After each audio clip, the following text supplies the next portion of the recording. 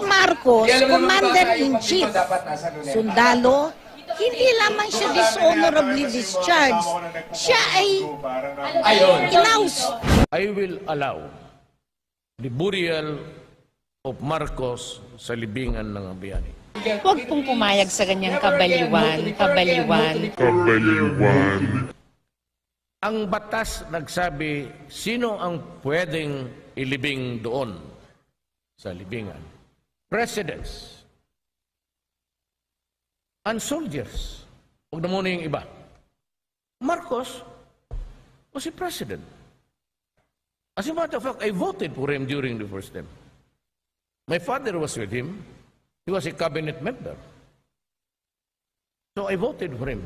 Huwag pong pumayag sa ganyang kabaliwan. He is qualified to be buried there.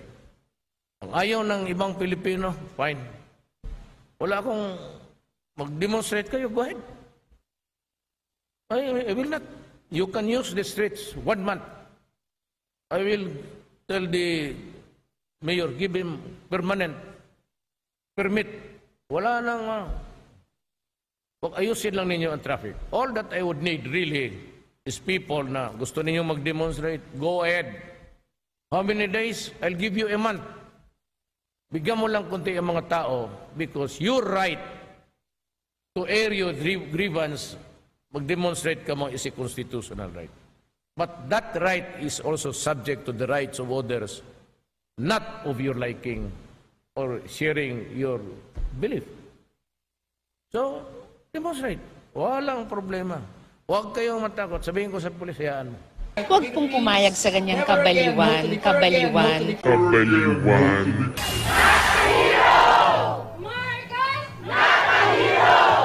Iisa ang sigaw ng daan-daang nagtungo sa Luneta.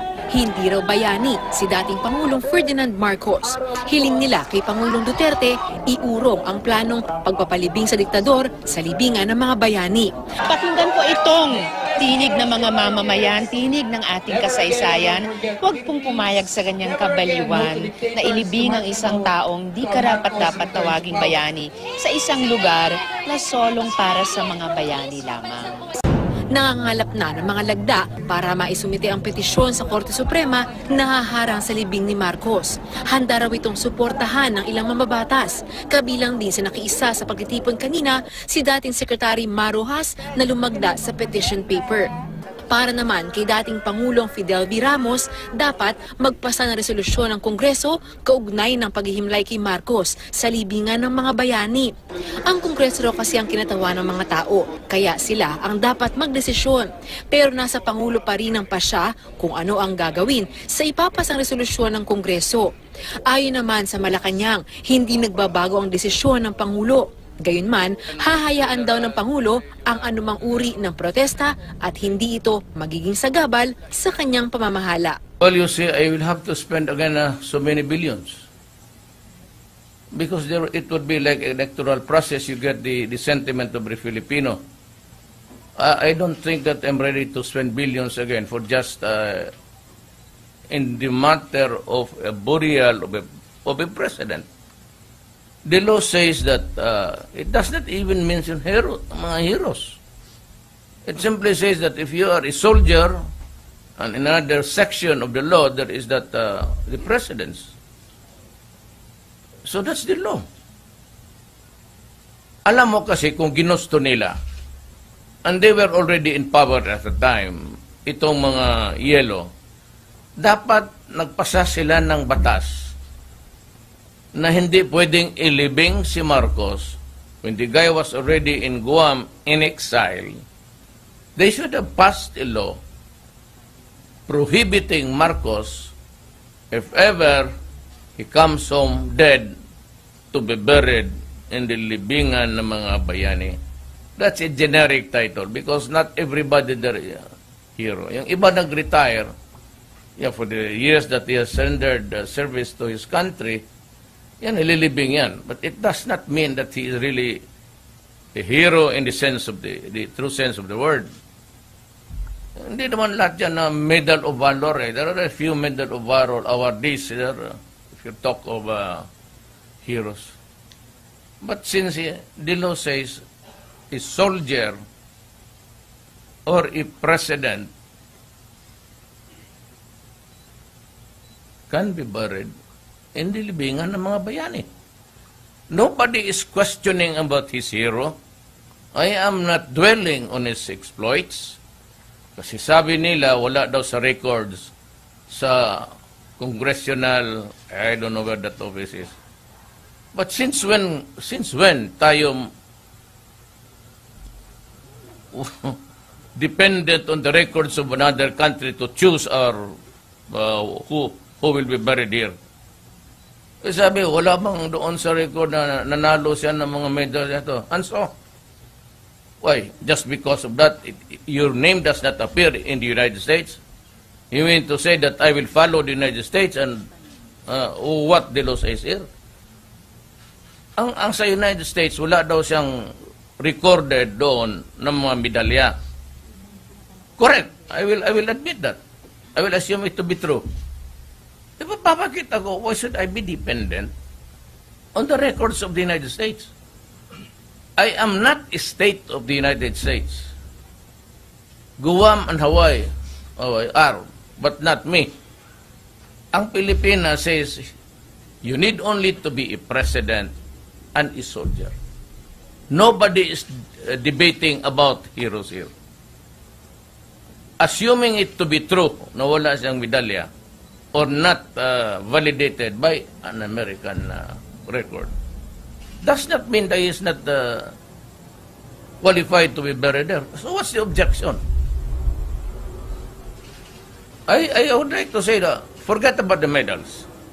Just focus on whether he's a Filipino, he fought for his country, and is once upon a time the president. That's the law. We cannot go out of the law. Hindi na ako makapagdebate, but we cannot go out of the law. That's the law of the land. Sir, one of the conditions why the former President Ramos allowed his body to be brought back to the Philippines was for his body to be buried in Batak. So what can you say about it, sir? What condition is that? You cannot amend a law by just a condition given by one person. The statement of a one person cannot be the law. The law is there existing.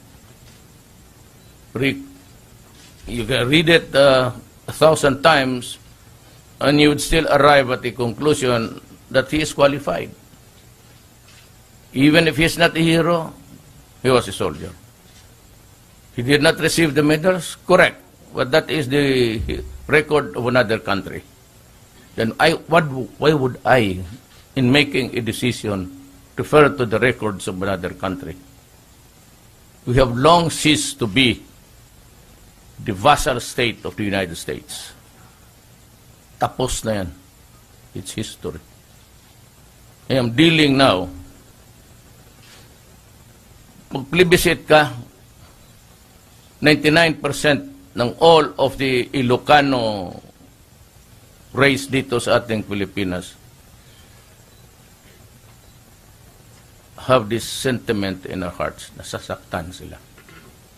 Tayo, yung mga sa politika, mga yellow, you know very well that my mother was a leader of the yellow movement here. Tayo kasi ang galit natin. But you know, when I become president, I cannot be choosy and follow his sentiment vis-a-vis with the law. I cannot be despotic and everything and not a hero because there are no, the medals do not appear on the record of the United States. And in law, sana ginawa nilang batas na Marcos, because of his historic despotic regime, if that is what they want to tell us, should not be buried sa libingan ng mga bayani. Until and unless you repeal that law, he cannot be buried there. But nothing has been done. Bakit kinalimutan yung elementary procedure na yan? I am a president and I have shown my duty to follow the law, not to follow the sentiments of the political side, to the other side of the fence. You put me a quandary, what would be my basis in denying the burial, you meant to pronounce it, of Marcos sa libingan ng mga bayani? Because then I would be violating the law if I prohibit his burial in the libingan ng mga bayani. Huwag pong